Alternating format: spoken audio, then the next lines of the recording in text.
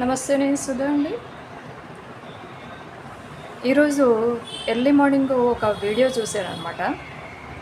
ఏదైనా ఆ టాపిక్స్కి సంబంధించి నేను వీడియోలు పెడుతుంటే పొలిటికల్ కానీ అది వేరేవైనా కొన్ని వాటికి 1-2 వ్యూస్ అని ఉంటున్నాయి. అయినా సరే నేను నా ఒపీనియన్ తప్పనిసరిగా పెడతాను. ఏంటంటే నేను ఈ ఫెసిలిటీ యూజ్ చేసుకోవడం ఊరికే ఏం రావట్లేదు నాకు. వీడియోలు అప్లోడ్ చేసి, డౌన్లోడ్ చేసి, షేర్ చేసి ఇవన్నీ చేయటానికి, ఫెసిలిటీ యూజ్ చేయడానికి నేను మంత్లీ 1500 ఖర్చు పెట్టుకుంటున్నాను. సెల్కి 500, నెట్కి 1000 రూపాయలు. కనుక ఎవరికి నచ్చినా నచ్చకపోయినా నా వీడియోలు జనానికి చూపించకపోయినా నా ఒపీనియన్ నేను పెట్టి తీరుతానమాట. ఎందుకంటే ఈ ఫెసిలిటీ యూజ్ చేసుకోవడం ఖర్చుతో నేను చేస్తున్నాను, ఫ్రీగా నాకు ఎవరు ఇవ్వట్లేదు కాబట్టి.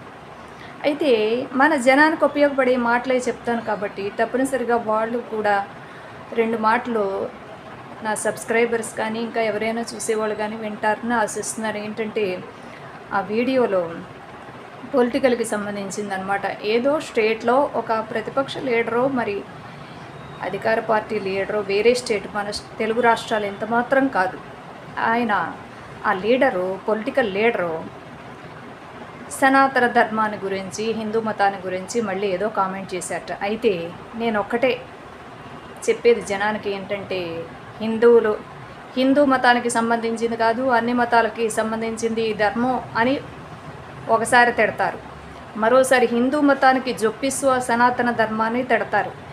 ఈ తిట్లు చేసే వాళ్ళు ఎవరంటే జనానికి ఎంత మాత్రం ఉపయోగపడని, జన కష్ట నష్టాల పట్ల ఏ మాత్రం అవగాహన లేని వాళ్ళు మాత్రమే అనేది మనం గుర్తుంచుకోవాలి. ఇట్లాంటి వాళ్ళని ఎలక్షన్లు ఓటింగ్ అప్పుడు తిప్పి కొట్టి పంపించాలి, రిజెక్ట్ చేసి పంపించాలి, గెలిపించకూడదు ఎంత మాత్రం అనేది గుర్తుంచుకోండి. ఎందుకనంటే పబ్లిక్గా ఒక మతాన్ని ద్వేషిస్తూ కించపరుస్తూ మాట్లాడారంటే వాళ్ళకి జనం పట్ల ఏమాత్రం అవగాహన లేని వాళ్ళు మాత్రమే అట్లా చేస్తారు. ఒక మతాన్ని బ్లేమ్ చేస్తూ మాట్లాడడం అనేది పరిపాలన చేతకాని వాళ్ళు మాత్రమే చేసే పని. ఇట్లాంటి విషయాలు మనం మనసులోకి జొప్పించుకొని ఇతర మతాల పట్ల ద్వేషాన్ని పెంచుకోవటం, కుట్రలకి కుమ్ములాట్లకి లోనవటం వాళ్ళ ముఖ్య ఉద్దేశం అనమాట, అట్లా మాట్లాడే వాళ్ళ ఉద్దేశం. కనుక ప్రజలకి ఎన్ని సమస్యలు ఉన్నాయో, ఎన్ని కష్ట నష్టాలకి లోనవుతున్నారో తెలియని వాళ్ళు మాత్రమే ఈ మతాన్ని, ఈ మతపరమైన ధర్మాలని ద్వేషిస్తూ మాట్లాడతారు. ఇవి మనం ఎంత మాత్రం పట్టించుకోని అవసరం లేదు అని నేను కూడా ట్విట్టర్లో అప్పుడప్పుడు పెడుతూ ఉంటాను. కాకపోతే ఇట్లాంటి వాటికి దూరంగా ఉండండి అని మాత్రమే ఆఖరిగా నా మెసేజ్ ఉంటుందన్నమాట.